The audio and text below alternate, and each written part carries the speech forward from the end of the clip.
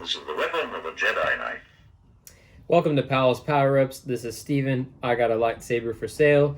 This will be the overview video for the vintage replica Graflex lightsaber that I've built and that's for sale. I'll be posting it in several places, but if you're interested in the saber, this video is going to go over everything about it, and if you're the purchaser of the saber, I'll go even further and talk about how to handle it properly so that you don't damage it or mess it up. And I'll even put in a blade and do a little demonstration, shows that it functions well. So I got this from the Custom Saber Shop. It was a kit, Graflex, or I'm sorry, Flashgun replica kit, vintage one. Bought it, built it into a lightsaber, bought a few other parts from them too, and made a New Hope lightsaber. Luke Skywalker's A New Hope Graflex lightsaber. Since I have the sections apart, I'll go ahead and talk about the inside while I'm at it. Has a Proffieboard version 2.2. It's a blue one. It's running the 5.9 operating system and the SA22C prop file for a 2-button setup. Lightsaber will come with instructions on how to operate it using the power and auxiliary switches on here. I'll be sending out a video to the purchaser showing how to do all of the effects and how to fully operate it. So they'll have both written and visual aids on that. It has 5 fonts on here. We got 2 free ones, Battle and Battle 2 from Kyberphonic, are just lightsaber sounds that he pulled from the Battlefront video games, which I really like those, and they're free fonts, so I throw them on every saber. But the 3 Graflex fonts that I put on here are some of my favorite. From KSith is the Flex Awakens and Halfflex, and then from Kyberphonic, A New Hope Training. So those are Graflex sound fonts that I put on here. If you know Kyberphonic and KSith, we know that they're the elites when it comes to sound fonts, so it sounds amazing. Also, to help improve that sound, from the Saber Merchant on Etsy, I got a 28mm bass speaker, a silver one. It's ear-screechingly loud, probably one of the loudest speakers on the market. I'm pretty sure him and Smuggler's Outpost have the same supplier, but Jeremy actually sells it a little bit cheaper. So I'm using the silver one here. On the back end, we got an 18650 lithium-ion battery. That's what powers this lightsaber. Probably have an hour to 2 hours continuous run time. I only recommend using this battery with this lightsaber. Don't just stick any battery in here, or you could fry your electronics. It'll come in a case like this. It'll be fully charged, ready to go. You'll also get a battery charger to charge the lightsaber. Only use that charger with this battery. And then lastly, here I got a black 3D printed chassis. I'm going to hop behind the camera just to make sure I get all its detail on camera really well. So we got the Jedi symbol right here I threw onto the chassis. We got some accent designs down here around the speakers, some rings, and then some bars on the side, some other designs around the battery holder. And then because there's these 440 thread bars that come from the LED blade holder down to secure the chassis to the upper hilt, I put some brass rods in here. I put some holes in the chassis, those rods run through, then I put the brass rods in there, and the 440 thread runs down through it. So I kind of gave it some metal on there to make it look really nice. Looks great with the Proffieboard, which is deep blue sea color. All right, so now I'll show you how to put it together. Ooh, there's one more thing. It has, I'm gonna kick it on real quick. I kick it back off. It has the version 3 stock NPXL connector that has been independently wired, so it can have its own styles separate from the main blade. Like you see here, we have a slow run forward, and then it does a fast run forward. When you activate it, it flashes whenever you do effects.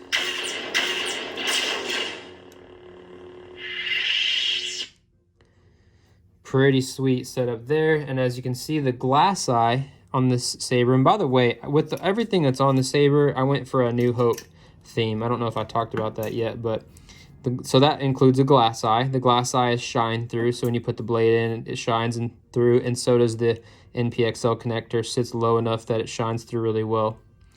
Red button on the back. I'm gonna go ahead and put it together now, show you how that works. The lower half is going to slide up on the upper half. Once you get to where that clamp is pretty tight, so it's a little bit of a squeeze. to get it together. But you're gonna line up this square hole right above my fingernail here. This square hole, okay? You're gonna line it up with this gap here, like that. Gonna insert it together. Okay, once you get here, this is where it's a little tight. You gotta use your fingers like clamps and you gotta squeeze the upper section to squeeze it and fit it down inside of this clamp. It's a little snug, but that's a good thing for when you have it together, it's super solid. So then once you get those lined up, you're gonna slide it all the way in. You can do a little wiggling will help. And then you're gonna twist it over. And then you'll have a bubble card. So by the way, the bubble card, there will be a bubble card in here. I haven't got it yet. It's in the mail. It's on its way here. Today's Friday. It will be delivered on Monday is what the tracking says. The bubble card at this point, it just slides in and out, but you'll take the bubble card, you just slide it in there, and then you'll lock down the lever on the clamp. Will hold the bubble card in place, and it'll keep the two sections of the lightsaber together and secure. So, got the red button up there is your auxiliary. Okay, so that's your that lightsaber was Luke's auxiliary button. This little, the slide switch here is the actual, vintage authentic slide switch. I built a 3D piece that sits underneath, holds a tactile switch, and the switch comes downward to click on that tactile switch. You can hear it. Okay, you got a tactile switch also that sits underneath that red button there. And then you got bunny ears on here, the glass eye we talked about, the clamp will have a bubble card, the grip set is also from the Custom Saber Shop. They have a machine now that pre-cuts them nice and pretty and perfectly. I didn't have to cut them. They were already like that. They just stick on. And they're round formed on the bottom, so they fit to the hilt really well. On the bottom here, it's hard to see, but on the bottom here it says, Graflex 3-cell. It says where it was made from, where it was made in Rochester, New York. And then we have a vintage D-ring on the bottom here. Again, adding to that vintage look of the Graflex. It also comes with a blade plug, which looks really good in there. This is also from the Custom Saber Shop. It's their Style 3 hilt safety plug. It's black inside with a brass top there.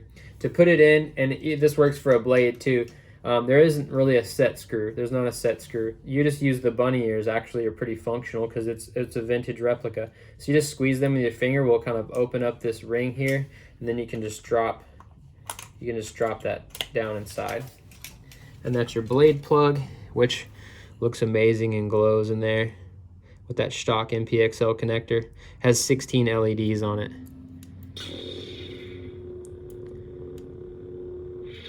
To get it out, you just hold it like so, squeeze those bunny ears, and it'll just drop out. All right, so I'll put a blade in now, do a demo, but before I do, I want to talk a little bit about the bottom here. Since the bottom is so nice and it has all that authentic writing on it, very vintage looking, I didn't drill any more holes in it than I needed to, just the one for the D-ring, because the sound doesn't come through here at all. There's nowhere for the sound to vent. But I just didn't want to drill holes in there and just, make it look trashy. So I didn't drill any holes. But it's not a super loud saber, but you can still hear it. It's still plenty loud enough for you to be able to hear it. But anyway, I just wanted to talk about that real quickly. If anything, I would say the volume is kind of amplified in a way. It's deeper and richer. Not as loud, but it's richer, because all the sound is just in here bouncing around. So there's lots and lots of resonance happening. But I'm gonna go ahead and put in a blade right now, do a demonstration. Show you some of the fonts I put on it. Let me close these blinds. I'll kill some of the lights. If you see my awesome Darth Vader shirt, and if you're wondering where I got that on Amazon. Maybe I should have wore a Luke shirt for the video. Closing the blinds, and then I'm gonna kill the lights, and then I'll do a demo. It is, if I didn't mention this already, it is a Neopixel lightsaber. Oh, it also comes with a 32-inch long Neopixel blade that I hand build, so I get rid of that dark spot that's in the middle by soldering where the factory does the 272 LED strips together. They leave a big gap there, but I cut that and resolder it close together so there's no gap. And then I also use sandpaper and I lightly sand the entire blade to give it a frosted look and feel, and it really helps the blades glow like a lightsaber should glow. This blade is just a normal test blade, but the blade that will come with it will be like that. So I'm going to go ahead and pop this in. So like I said, there's no set screw, just the bunny ears are pretty functional. You just squeeze them to open them up. Then you can kind of slowly twist, just a little slight twist. Then you can get your blade inserted, make sure it sits all the way down, and then you can let go of those bunny ears. And then the blade is secure. Now, I do have to do a disclaimer and a warning. This lightsaber is not meant for actual fighting and dueling. And I would highly recommend that this lightsaber, while I've built it to be structurally strong and intact, it's mostly a prop replica, a shelf queen, just for looks, maybe the occasional whacking on the hand, but really I would just do your banging on the hilt itself. Not super hard swinging and spinning. This is mostly just a collectible. Okay, this is a vintage, replica lightsaber. It is, pretty expensive, so I would not recommend any fighting or dueling with it. But it is functional, and you can swing it around and show people. So, nice blue blade style there.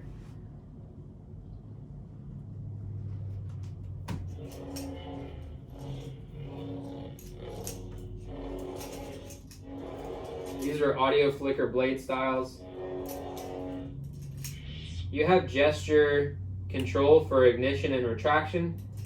You just twist back and forth to turn the blade on or off. In between fonts, you have a passive battery monitor to tell you the current state of your battery health. Green means that it's charged, yellow means that it's going dead, and then red means that it's dying and needs to be charged. It only lights up as you're changing fonts, which I think is a good thing because it's an indicator to you that you just changed fonts. Otherwise, you might think that you're just triggering quotes and you don't really know how. So again, that's where the instructions come in handy. Refer back to the instructions. Once you're in a font, that passive battery monitor doesn't happen anymore. Some people ask me about that. Then it functions just fine.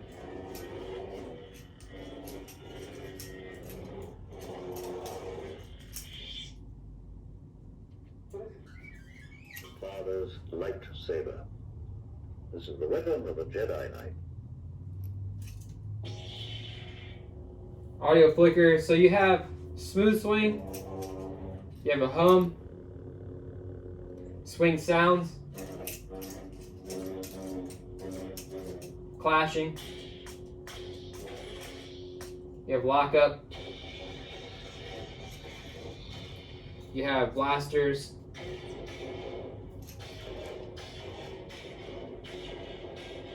you have force lightning,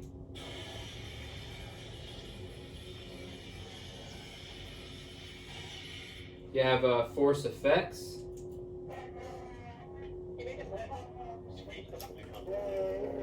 It's not wise, I'm still looking.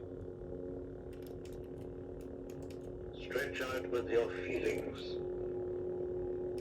Remember, a Jedi can feel the Force flowing through him. You can also change color if you want to.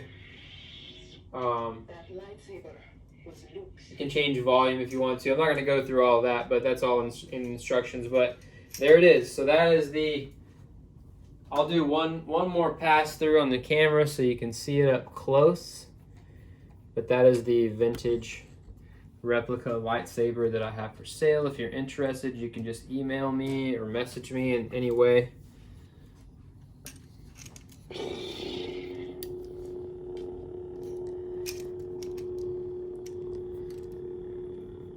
Beautiful lightsaber. For sale. Bubble card comes in on Monday. And that glass eye is shine through. You can see your blade.